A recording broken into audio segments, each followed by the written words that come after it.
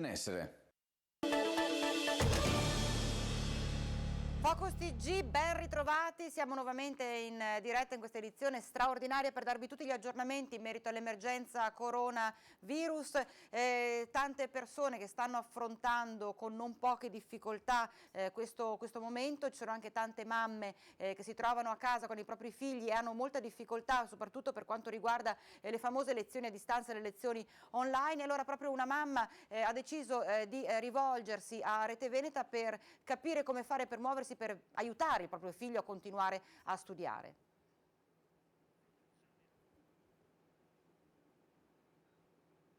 Le scuole sono chiuse e la didattica a distanza è ormai rodata. Ma lo stop alle lezioni ha colpito in modo determinante moltissimi ragazzi con disabilità e sono tante le famiglie che si sentono abbandonate dalla scuola. Una mamma, non sapendo più a chi rivolgersi, ha chiamato noi di Rete Veneta per raccontarci la sua situazione. Mio figlio fino al 27 febbraio, ultimo giorno di scuola, era seguito dagli insegnanti di sostegno, da un operatore del servizio della disabilità di Bassano per 6 ore a settimana e da un altro operatore con intervento domiciliare per circa altre 2 ore a settimana. Con l'emergenza Covid tutto questo è finito. Come sappiamo, attualmente la scuola si è strutturata al meglio con una didattica online, mirata però prevalentemente ai ragazzi normodotati. Dal servizio di disabilità, ad un mese dall'inizio dell'emergenza, non è ancora arrivato alcun tipo di provvedimento. La scuola si è strutturata infatti con la didattica a distanza, che però è mirata soprattutto ai normodotati. I ragazzi disabili devono essere seguiti in modo costante e hanno bisogno di continuità, sia per le figure di riferimento che per la scansione dei tempi, delle tempistiche giornaliere.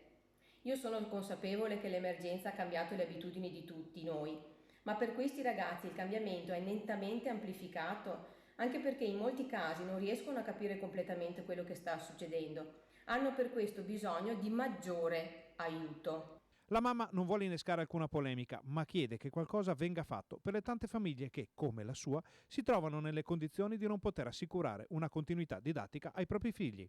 È difficile per le famiglie da sole, e ribadisco da sole, riuscire a portare avanti il lavoro che si stava svolgendo in ambito scolastico.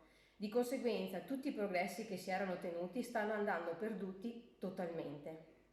Io mi appello a chiunque possa in qualche modo aiutarci, chiedendo delle misure rapide, precise e strutturate per permettere ai nostri figli di poter mantenere una continuità di apprendimento che gli è assolutamente necessaria, anche perché hanno gli stessi, se non maggiori diritti, dei ragazzi normodotati. Speriamo davvero che questo appello venga accolto e che questa mamma riesca ad aiutare il suo ragazzo a continuare il percorso di studio. Abbiamo in collegamento via Skype l'assessore regionale allo sviluppo economico Roberto Marcato. Buongiorno e benvenuto nella nostra edizione straordinaria. Con lei non possiamo non parlare di questo bonus da 600 euro. Da oggi sono partite le domande, anzi le domande in realtà sono partite per tantissime persone a mezzanotte e un minuto di questo 1° aprile all'INPS, però c'è stato qualche intoppo, a cominciare proprio dal sito irraggiungibile dell'INPS. Effettivamente il fatto che sia il 1° aprile un po' insomma doveva preoccupare, perché le domande sono partite, ma sono proprio partite nel senso che moltissime di queste non sono arrivate e il sito dell'INPS è andato in tilt. Allora, il tema è con la solita premessa che non bisogna far polemiche, e le fanno tutti ovviamente, e quelli che dicono che non bisogna far polemiche sono quelli che le fanno, ma fatta questa debita premessa, in una situazione emergenziale come questa, sapendo perfettamente che sarebbe arrivata una slavina di domande, bisogna attrezzarsi con gli strumenti che funzionano, cioè già la gente sta vivendo in casa segregata, non ha una prospettiva, ha paura ovviamente, imprenditori che non sanno se ne apriranno, persone che fanno fatica a immaginare di raccogliere i soldi per fare la spesa. Almeno gli strumenti vogliamo darglieli a queste persone per esercitare un loro diritto, visto che c'è una norma che impone di dare loro questi 600 euro? No, nemmeno quello. Ma questo vale anche per i DPCM, immagino la parte che riguarda per esempio le banche, mancano i decreti attuativi e quindi ogni banca nei confronti per esempio delle moratorie fa un po' quello che vuole, ma non è possibile fare questo, cioè vogliamo una volta per tutte prima rendere attuabile un provvedimento e poi firmarlo, e prima verificare gli strumenti e poi dare lo strumento stesso, perché altrimenti non andiamo da nessuna parte in queste condizioni. C'è poi anche per esempio il referente della Confcommercio del mandamento di Bassano del Grappa che appunto ci diceva che addirittura la gente per accedere all'INPS ha bisogno del famoso PIN, e anche qui si apre una voragine perché a causa della burocrazia per ottenere questo PIN, o se magari uno l'ha dimenticato, apriti cielo. No, poi adesso, allora io e lei, se ci salutiamo per nome e cognome, violiamo la privacy del mondo. Non so se avete visto, nel sito dell'INPS uscite tutte le anagrafiche dei richiedenti. Ma vi pare normale? Cioè, no, anche questo, cioè, a parte il PIN è una roba tipica all'italiana, perché noi se non ci mettiamo la burocrazia non ci sentiamo patrioti, non c'è niente da fare, è una cosa che lega tutti gli italiani questa, noi dobbiamo mettere la burocrazia, ma addirittura, visto che la smeniamo tutti quanti con la valutazione della privacy, sono uscite le anagrafiche di tutti quelli che hanno richiesto i 600 euro. Adesso, francamente, è una cosa che non sta né in cielo né in terra. Come vede l'idea di questa proroga al 13 aprile? Ma allora io mi attengo scrupolosamente alle indicazioni della comunità scientifica. Immagino che questa sia dettata da un'esigenza di tipo sanitario. Certo. E se è così è un provvedimento giusto a cui tutti quanti dobbiamo attenerci. Anzi, io credo che andremo anche un po' più in là, cioè questa è una battaglia che stiamo vincendo, non possiamo mollare adesso, perché il rischio di ritornare indietro è del tutto evidente. Quindi serve fino a Pasqua, serve fino a fine aprile, insomma facciamo quello che serve, soffriamo tutti adesso per gioire tutti quanti dopo. Certo, anche perché sappiamo benissimo e l'abbiamo constatato, abbiamo sentito che tra l'altro il Presidente Zaia nella conferenza stampa puntuale odierna che ha detto che se si va avanti in questa maniera molto rigida, perché lo stesso Zaia ha annunciato nuove restrizioni, nuovi provvedimenti, forse si riesce davvero a superare senza troppi danni, ecco, soprattutto per quanto riguarda la perdita delle persone, questo momento difficile. Certo non è facile per le categorie economiche, non è facile per le persone, però diventa fondamentale rispettare questi dettami. No, ho capito, non è facile e immagino il disagio di chi ha un disabile in casa, di chi ha un anziano che non riesce a muoversi, di chi ha bambini con problemi, insomma, di chi vive in 40 metri quadri. È tutto comprensibile e ci mancherebbe. E però l'alternativa qual è? Cioè l'alternativa qual è? Per avere un briciolo di libertà in più abbiamo una morte certa. A me non sembra una grande alternativa questa. Certo. Cioè non è colpa nostra che dobbiamo prendere queste decisioni.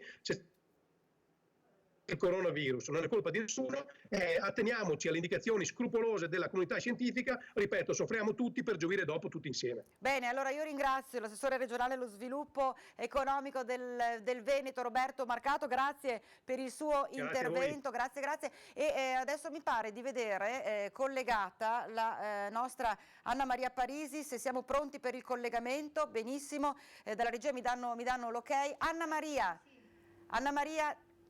mi senti? Sì, ciao, Eccoti. Ciao. Allora, Sì, oggi tu Vanessa. hai seguito la conferenza puntualmente, insomma, la conferenza con il governatore Zaia e gli assessori Lanzarin e Bottacin. Si è parlato di questa proroga annunciata proprio nelle scorse ore al 13 aprile, si è parlato di questi tamponi che ancora non si può sapere, di cui ancora non si può conoscere l'esito perché mancano i vari reagenti, tanta la carne al fuoco oggi. Esatto, allora partiamo subito da quello che credo interessi tutti quanti noi con i telespettatori che ci stanno seguendo da casa, cioè il nuovo DPCM. Diceva il governatore che si era sentito proprio pochi minuti prima che ci fosse la conferenza stampa con il ministro Speranza. E allora sembra che dal governo questo nuovo DPCM, il decreto del Presidente del Consiglio dei Ministri, prevede una proroga delle restrizioni, sembra, perché ancora non ce l'abbiamo questo decreto, fino al prossimo 13 aprile. E quindi che cosa accadrà qui da noi in Veneto? L'ordinanza regionale, ha detto il governatore Zaia, è già pronta, manca per la sua attuazione la firma, e comunque fondamentale questo DPCM, perché in virtù di questo, in virtù di quello che si sarà scritto, quindi di quello che prevederà, ci saranno anche delle nuove restrizioni qui da noi a casa nostra in Veneto, restrizioni maggiori con delle novità, ha detto il governatore Zaia, che prevedono delle misure ancora più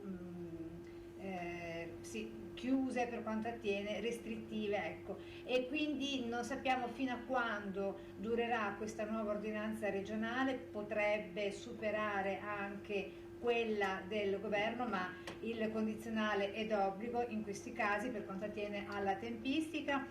La forza di questa battaglia, ha detto il governatore Zaia, è quella di tutti quanti noi, in particolare dei ragazzi, degli studenti, degli adolescenti, che una volta terminata questa emergenza si metteranno simbolicamente una medaglia al petto dicendo siamo anche noi gli eroi di questo tempo, perché poi la partita è quella che si gioca anche non soltanto stando in casa, lo sappiamo bene, ma soprattutto negli ospedali, nelle case di cura, e qui nelle case di cura, nelle case di riposo, dove si sta manifestando questa emergenza per quanto attiene ai nostri nonni, ai nostri anziani. E infatti i dati di oggi per quanto riguarda i decessi sono 473 le persone venute a mancare, che aumentano, queste quelle negli ospedali, e che aumentano a 499 con le case di riposo. Al momento, ha detto, la situazione è sotto controllo, infatti siamo in ritardo per fortuna di 6 giorni rispetto a quanto dice questo famoso modello matematico, così il governatore Zaia, ma questo non significa che dobbiamo abbassare la guardia, no, assolutamente, è proprio durante questa settimana che si giocherà il tutto e per tutto, ha detto il governatore. Non vogliamo ripetere quello che sta accadendo a Hong Kong, dove si pensava fosse stata superata la fase emergenziale, quindi sono usciti tutti nuovamente a popolare strade, piazze, città e quant'altro, con il risultato che l'emergenza è ancora in atto, infatti c'è una nuova quarantena ad Hong Kong. No, questa partita non vogliamo assolutamente giocarla, così il governatore. E poi per quanto riguarda la questione dei tamponi, ad oggi sono 11.000 i tamponi effettuati, ma la partita del Veneto è quella di riuscire ad arrivare a 20.000 al giorno, però si gioca qui la questione dei reagenti, come dicevi tu, da studio. E a tal proposito c'è il dottor Rigoli, che è il coordinatore con le microbiologie, che sta appunto coordinando a livello regionale di come si stia facendo qualcosa in tal senso con i reagenti in casa. E ancora la partita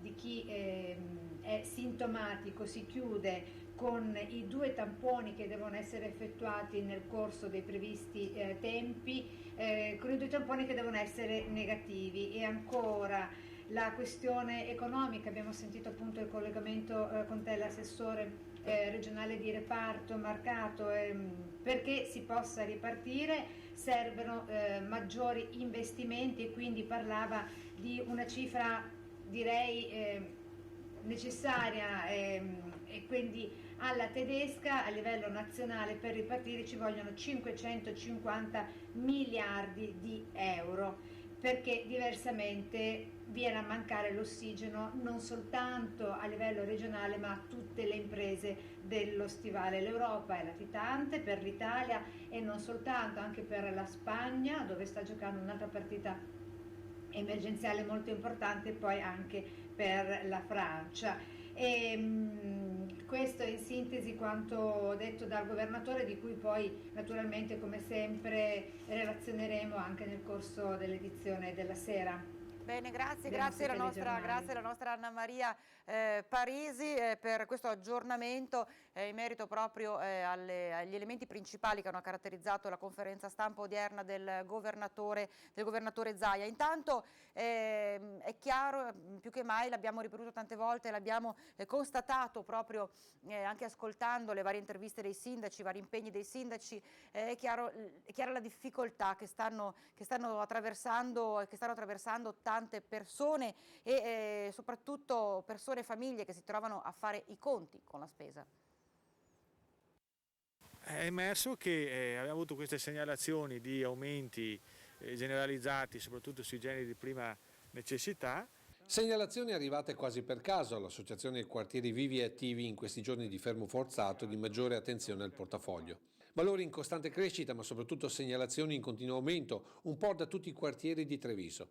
Tutto finito nella pagina social dell'associazione. E a questo punto qua abbiamo deciso di fare una domanda sulla nostra pagina Facebook se questo corrispondeva a quello che ci stavano dicendo, e i risultati, come avete visto, sono decine e centinaia di commenti di persone che lamentano il fatto che prezzi di prima necessità sono aumentati, e soprattutto frutta, verdura, pesce, materiale che serve per pulirsi, per igienizzarsi, in generale un aumento che dai commenti si percepisce attorno al 10-20%. Questo non è giustificato in un mese, da un mese a questa parte. Ed è soprattutto la verdura fresca ad aver subito aumenti considerevoli, con segnalazioni come per le zucchine, fino a ieri vendute a €1 al chilo, lievitate nei giorni del virus a €1,50, sempre al chilo. Prezzi che da oggi verranno fotografati ogni giorno dai cittadini e postati sulla pagina social per denunciarne la variazione.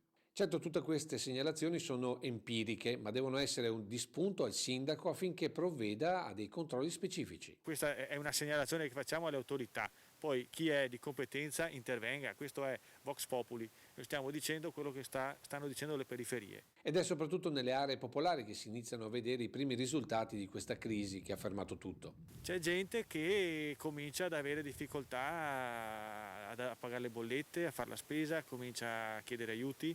C'è anche qualcuno che si dà da fare per aiutarsi tra vicini, quindi questa è una cosa che c'era già prima, ovviamente questa si è acutizzata anche adesso. Da un'emergenza sanitaria può diventare un'emergenza anche di tenuta sociale e di ordine pubblico, perché nel momento in cui una persona non ha da far fronte per pagare la spesa e deve sostenere la famiglia, non c'è legge e regolamenti che tengano per tenerlo a casa. Una situazione difficile per tantissime famiglie. Collegato via Skype William Beozzo, lo stiamo vedendo, presidente Apindustria Veneto. Buongiorno, intanto buon pomeriggio e ben ritrovato in diretta.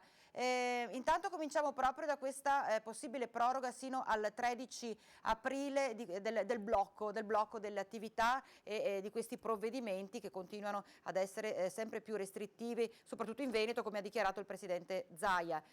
Secondo lei si andrà a peggiorare la situazione dell'economia locale o tenendo conto che diventa indispensabile e fondamentale per ovviamente tutelare la sicurezza e la salute delle persone? Buongiorno Vanessa e buongiorno a tutti gli ascoltatori di Rete Veneta. Decisamente il blocco porterà a un ulteriore aggravamento di quello che è lo stato economico della nostra regione, ma anche della nostra Italia.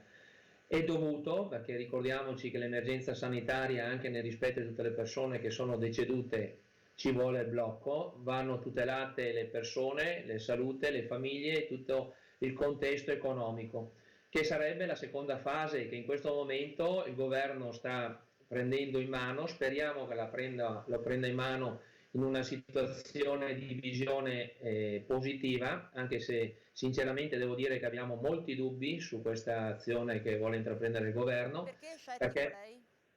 Ma perché i dati economici, allora noi abbiamo i nostri centri studi che stanno lavorando per fare delle previsioni su maggio e su dicembre, perché dobbiamo considerare che l'economia non è che è finito l'emergenza sanitaria e mettiamo dentro la prima e arriviamo alla quinta marcia velocemente. Ci sarà una ripresa molto lenta con un rallentamento dei consumi privati notevoli. Questa situazione ha cambiato la vita delle persone, cambierà la vita delle aziende, cambierà la vita del settore commerciale, tutto quello che ne consegue, quindi ci sarà una ripresa molto lenta con tante problematiche. Uno di questi problemi che oggi emergono effettivamente reale ad oggi sono i mancati pagamenti, quindi con la situazione che molte aziende di chiusura stanno subendo, ed è una parola tra virgolette dire subendo perché è dovuta alla chiusura, non pagheranno le scadenze del 31 di marzo, ma non pagheranno neanche le scadenze del fine aprile. Quindi questo problema di catena di Sant'Antonio che si creerà dei mancati pagamenti a sua volta porterà ulteriore disagio su quello che sarà la ripresa della parte economica, perché io mi metto anch'io da produttore, quando riprenderà tutto, prima di fornire qualcheduno dovrò avere 100 occhi,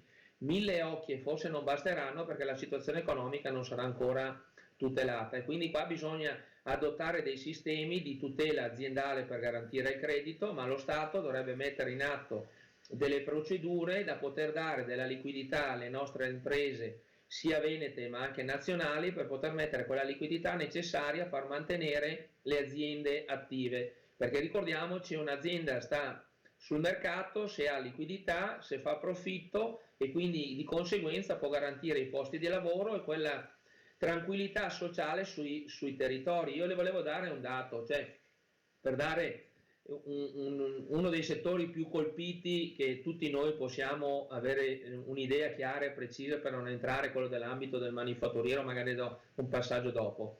Quindi gli alberghi, che tutti noi conosciamo, che è uno dei settori più colpiti in questo momento, cioè se l'emergenza si chiude a fine maggio, vuol dire che avranno una perdita del 40% del fatturato. Attenzione, la ripresa sarà molto lenta e quindi la perdita su dicembre, stiamo parlando di perdite intorno al 78-80% del loro fatturato. Quindi un'azienda che magari ha fatturato solo i primi 2 mesi dell'anno, quindi che ha un fatturato complessivo del suo bilancio del 20%, come farà a accedere ai crediti e ai finanziamenti se lo Stato non si mette in prima persona a dare lui delle garanzie, senza obbligare l'impresa stessa a indebitarsi o garantire anche l'aria che respira? Quindi qua ci vuole un'operazione straordinaria dello Stato che metta a garanzie pubbliche in maniera tale che l'imprenditore può accedere al credito al di fuori di quelli che sono oggi i criteri di master. Perché io voglio vedere chi è quella banca che va a finanziare un'impresa che ha perso l'80% del proprio fatturato. Penso nessuna, neanche se gli diamo la garanzia, come si suol dire, le fondamenta delle nostre abitazioni. Questo è un problema molto serio. Entrando nel mondo manifatturiero ci sono dei settori, anche loro collegati a non alla cosiddetta filiera di necessità di produzione. Tenga conto che già chiudere un mese su un'azienda si è mangiato quel profitto del 2-3% che può avere un'azienda a fine dell'anno. Tenendola chiusa 2 mesi o 3 mesi, e ricordiamo sempre che dopo c'è la ripresa, quindi dobbiamo mettere sempre in conto 6 mesi come minimo di rodaggio, vuol dire che quell'azienda perde, un'azienda manifatturiera, se va bene, perde il 50% del suo fatturato. Quindi anche qua cosa vuol dire? Oggi i nostri collaboratori, i nostri dipendenti, le nostre maestranze sono tutelate da una cassa integrazione per il Veneto che vale 13 settimane, per il resto del territorio nazionale, escluso Emilia, esclusa Lombardia, 9 settimane. Ma finite queste 9 settimane e finito, l'obbligo per non poter licenziare, è brutto dire, ma bisogna cominciare già a ragionare su questo per poter intraprendere delle manovre serie e chiare per il dopo. Un'azienda, se non ha fatturato, la prima cosa che deve fare è tagliare i costi.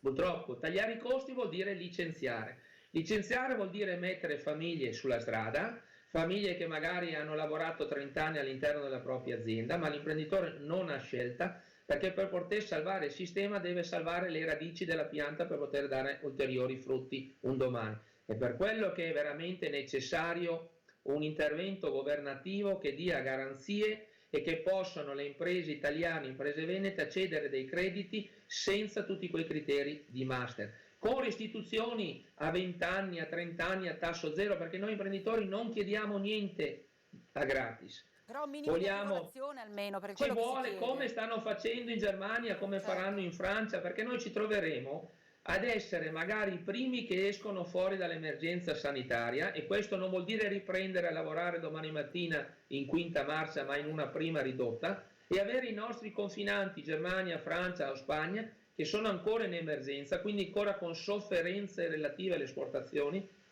che era l'unico settore che aveva un trend del 40% di positività per le nostre imprese, soprattutto imprese venete, imprese vicentine, dove nel loro DNA hanno proprio l'esportazione.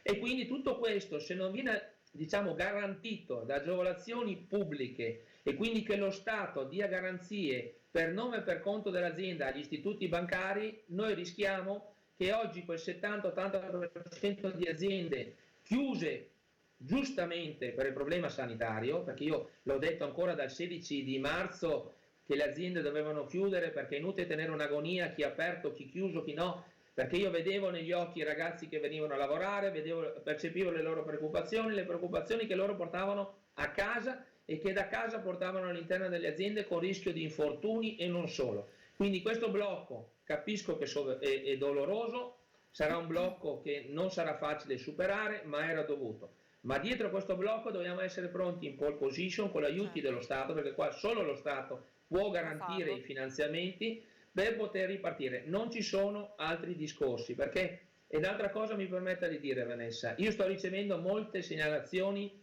di imprenditori che mi dicono di altri imprenditori che stanno continuando a lavorare senza avere le condizioni. Attenzione, io penso che oggi ci voglia veramente un atto di responsabilità sociale. Se siete nella filiera, se siete autorizzati, se avete i dispositivi di protezione per i vostri collaboratori, bene, continuate a lavorare. Ma se non avete tutto questo, fermatevi per una questione di responsabilità sociale. Questo virus non viaggia con le sue gambe perché non le ha, ma viaggia con le nostre gambe. È dura, è un sacrificio, ma questo deve aiutare tutti quanti a superare questo brutto momento. Bene, io ringrazio davvero anche per questo appello che è rivolto ancora a tanti imprenditori che pensano di riuscire lo stesso a superare questo momento e magari non mettono a disposizione proprio dei propri lavoratori tutte queste misure che alla fine diventano indispensabili, l'abbiamo detto in tantissime occasioni, proprio per tutelare la salute di noi stessi e del prossimo. Come diceva William Beosso, un grande senso di responsabilità che è alla base, diventa fondamentale. Grazie davvero William Beosso, presidente API Industria Veneto, grazie per il suo intervento. Quindi abbiamo capito un appello forte rivolto proprio anche a tutto il mondo dell'imprenditoria, perché non è assolutamente da sottovalutare questo momento. Assolutamente bisogna che ognuno si assuma le proprie responsabilità e lo faccia nella maniera proprio più semplice, ma anche più ferma, più ferrea. Ne va della nostra salute, lo ripeto, e della salute del prossimo. Abbiamo parlato delle varie categorie che sono in sofferenza. Nel Trevigiano, nello specifico, c'è un vero e proprio allarme che viene lanciato dai venditori porta a porta. Si trovano davvero spiazzati, non sanno in questo momento in cui non possono lavorare, alcuni dicono non riusciamo neanche a mettere il pane sulla tavola. Sentiamo.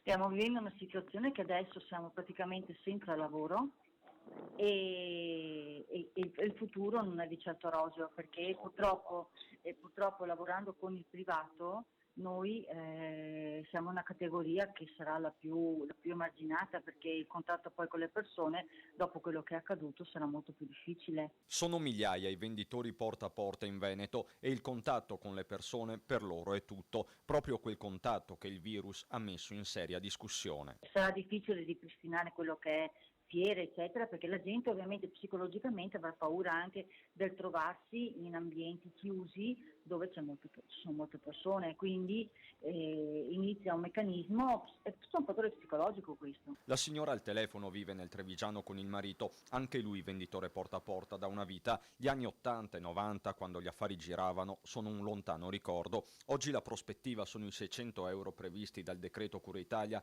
per autonomi e partite IVA. 600 euro è una piccola goccia che in qualche maniera ti aiuta a pagare le cose più essenziali, ma non è nulla in confronto alla mancanza di lavoro totale, perché noi siamo senza lavoro. È assurdo che ti diano 600 euro, ok, che non serve a nulla. Uno non si paga neanche l'affitto di un appartamento con 600 euro. A preoccupare più che il presente è l'immediato futuro. Ma ci vorrà 1 anno, 2 anni, non so quanto, prima che la gente recuperi quella fiducia nel contatto umano, perché il problema sarà questa, la paura di un eventuale contagio. Questa è sempre la paura che resterà. La paura più grande è che non riuscire più a fare nulla, perdere la casa, tutto quanto. Ma il mutuo, i finanziamenti, le cose, non puoi riuscire a portare la figlia alla laurea di medicina, queste sono le cose, queste sono le paure, ma come me, tutti abbiamo paura. Una paura più che condivisibile, d'altro canto dobbiamo pensare anche proprio a tutelarsi al massimo per quanto riguarda questa diffusione del coronavirus, del Covid-19. E come diceva poco fa il presidente di Appindustria Veneto William Beozzo, c'è necessità assoluta che dal governo arrivi questo aiuto concreto alle regioni, ai comuni, proprio per superare, per aiutare le aziende, le attività, i lavoratori autonomi a superare questo momento difficilissimo. Abbiamo in collegamento via Skype Mario Conte, sindaco della città di Treviso, presidente di ANCI Veneto. Buongiorno Mario Conte, buongiorno e ben ritrovato nei nostri studi. Buon pomeriggio a tutti. La situazione, l'abbiamo sentito, è una situazione che è molto drammatica, soprattutto per quanto riguarda lavoratori che si trovano, come abbiamo sentito poco fa, questa lavoratrice porta a porta, venditrice porta a porta, che si trova senza lavoro e ha difficoltà anche, diceva, a mettere il pane sulla tavola. I sindaci stanno facendo il possibile, i comuni stanno facendo il possibile, le amministrazioni fanno il possibile, però da sole non basta, non ce la fanno, c'è bisogno assoluto di un aiuto concreto proprio che arrivi da Roma. Sì, sono d'accordo. Tra l'altro approfitto per chiarire un po' le polemiche dei giorni scorsi, che vogliono essere polemiche costruttive, nel senso che vi faccio l'esempio di Treviso, sono arrivati 450.000 euro e in Veneto sono arrivati, cioè per tutti i comuni d'Italia sono stati stanziati 400 milioni, 28 in Veneto, che però sono vincolati a buoni d'acquisto di generi alimentari, che è sicuramente qualcosa di molto importante, ma è una misura che è stata costruita su misura per altre criticità in Italia, che poi è stata estesa a tutto il paese. Io credo che se questi 400.000 euro, che io ringrazio tantissimo per averci dato e messo a disposizione, fossero stati lasciati liberi i sindaci di poterli spendere secondo le sensibilità e le esigenze del proprio territorio, oggi magari avremmo potuto far fronte a quella che è una necessità che è stata manifestata anche nel servizio che avete fatto e che avete mandato in onda prima della mia intervista.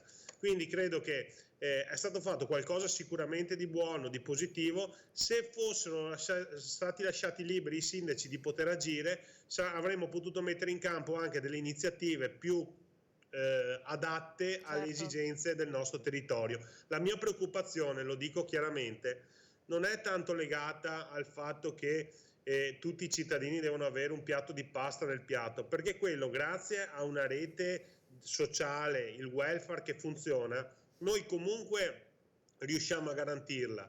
Oggi però io non sono in grado di sostenere le attività commerciali che per esempio hanno difficoltà nel pagamento dell'affitto, delle bollette, oppure le famiglie che mi chiedono la restituzione della retta degli asili nido o delle scuole paritarie. Ci sono tante esigenze, soprattutto legate a disponibilità economiche.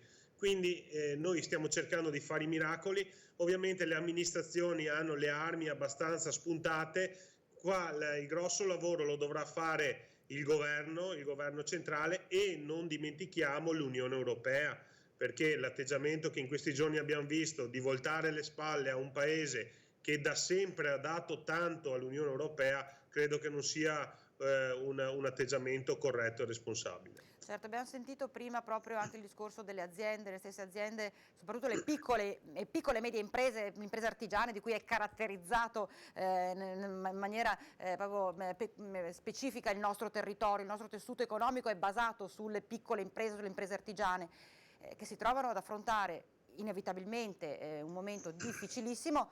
Però si diceva c'è bisogno che nel momento in cui passa tutto questo, l'allarme cessa, e bisogna ripartire, c'è bisogno dell'aiuto concreto, e le banche, diceva poco fa anche William Beozzo, le banche di certo non vanno a finanziare chi si trova ad aver perso il 78% dell'utile, no, assolutamente, non è neanche da pensare una cosa del genere, quindi deve arrivare dal governo. Sono perfettamente d'accordo, anche perché ricordo che un mese fa, prima che scoppiasse l'emergenza coronavirus, non è che l'economia del nostro paese stesse benissimo, quindi le nostre aziende, il nostro tessuto imprenditoriale era già in sofferenza per un sacco di motivi e molti imprenditori combattevano con i denti per arrivare al pareggio di bilancio, cioè non riuscivano a guadagnare niente, molti riuscivano a malapena a pagare le spese, ma però lo spirito veneto li spingeva ad andare avanti, a non arrendersi e a tirare avanti. Oggi loro si trovano ad aver azzerato le produzioni e stanno accumulando debiti, perché è vero che lo Stato sta spostando le scadenze in avanti, ma non le sta cancellando, le sta semplicemente spostando. Quindi quando ci sarà la ripresa si troveranno a dover rimettere in moto la macchina produttiva, far fronte alle nuove spese che dovranno affrontare in quel momento e farsi carico anche delle spese accumulate in questo periodo qua. C'è qualcosa di veramente impossibile, certo, a meno che non intervenga in modo però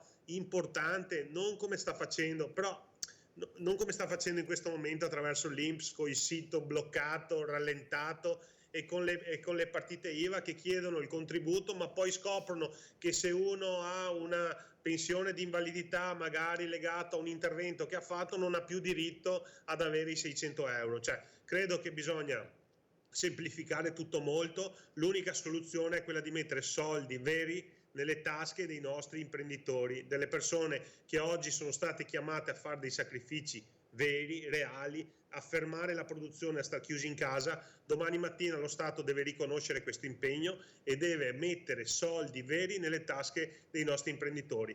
Io dico solo una cosa: quando stavamo bene, cioè un mese fa, tra maggioranza e opposizione qui a Treviso si litigava se apriva o chiudeva un negozio in più o un negozio in meno in città, perché se apriva uno in più noi dicevamo che bravi che siamo, se chiudeva un negozio loro ci dicevano che non capiamo niente, che stiamo facendo male. Oggi la realtà dei fatti dice che rischiamo di perdere il 30-35% delle attività commerciali del nostro territorio. Capite che è un psicodramma pazzesco? Cioè non stiamo più parlando di numeri irrisori, quindi dobbiamo affrontare questa emergenza sanitaria con grande determinazione, con grande serietà, con grande spirito di responsabilità, ma nel frattempo il ruolo della politica, degli amministratori è quello di programmare la ripartenza economica, finanziaria, quindi stiamo concentrati, facciamo rete, lasciamo perdere le polemiche, ma una cosa dico anche allo Stato: bisogna obbligatoriamente che le esigenze e le necessità dei territori vengano ascoltate e se sono diverse bisogna avere il coraggio di fare azioni diverse. Ma lo dico anche invertendo i ruoli: se lo Stato ascolta le esigenze della città di Treviso e poi pensa che attraverso le esigenze di Treviso possa soddisfare tutta Italia, sbaglia, perché soddisfa Treviso ma non soddisfa Messina. Abbiamo esigenze e caratteristiche diverse, rispettabili entrambe, ma oggi a Treviso ci sono delle esigenze che sono sicuramente diverse rispetto a quelle di Messina. Non dico che siano più importanti o meno importanti, perché io rispetto tutti. Però oggi noi dobbiamo mettere soldi veri in tasca ai nostri imprenditori. Un'ultima battuta, poi la lascio. È partita la distribuzione del bonus spesa che è arrivato dal governo? Sono arrivati e sono già cominciati? Sì, anche qui sono stati dati questi soldi ai comuni e poi ogni comune è libero di agire come vuole. Creando il rischio di tensioni anche sociali, perché poi se a Treviso si dà 70 euro e a Vicenza se ne danno 80, va a finire che i cittadini litigano tra di loro per questa discrepanza. Allora, come ANCI abbiamo cercato insieme alle province di tutto il Veneto di creare delle linee guida per cercare di dare una certa uniformità di trattamento, soprattutto almeno per quanto riguarda gli importi. Ovvio che poi sarà facoltà di ogni comune, ogni singolo comune, in base alle possibilità che ha, di seguire quelle linee guida o di fare quello che vuole. Benissimo. Noi siamo pronti, oggi pomeriggio pubblicheremo nel nostro sito l'autodichiarazione che i cittadini devono compilare per accedere a questo fondo. Attenzione, perché anche in questo caso vi rubo 10 secondi, chi ha già ottenuto il reddito di cittadinanza o è seguito dai servizi sociali in prima battuta non potrà accedere a questo fondo. E quindi chi potrà accedere chi? Le persone che a causa del coronavirus sono entrate in una situazione di difficoltà. Sì, anche qui quindi c'è da fare un distinguo, che ai noi, cioè, a chi spetta? Non spetta certo a lei. Come farlo. si dice dalle nostre parti, è un gran casino anche questa volta, però io ringrazio i sindaci perché ci stanno mettendo tanta buona volontà, tanta passione, tanto amore per le proprie comunità e quindi anche in questa fase complicata riusciremo a dare risposte concrete alle esigenze dei nostri cittadini. Davvero, io auguro a tutti voi sindaci, ecco, faccio a lei l'augurio come presidente dell'ANCI, ma davvero un buon lavoro perché è un momento difficile soprattutto per voi, però il bello è sapere che voi siete sempre in prima linea vicino ai vostri cittadini. Quindi io ringrazio davvero Mario Conte, sindaco di Treviso e anche presidente di ANCI Veneto. Grazie per essere stato con noi in diretta. Bene. Io adesso abbiamo ancora pochi minuti di straordinaria, ma mi piacerebbe lanciare un messaggio di positività perché a Bassano è partita un'iniziativa che coinvolge un po' tutti i quartieri della città e ovviamente c'è un elemento che li accomuna tutti ed è questo arcobaleno di colori, ma vediamo di che si tratta.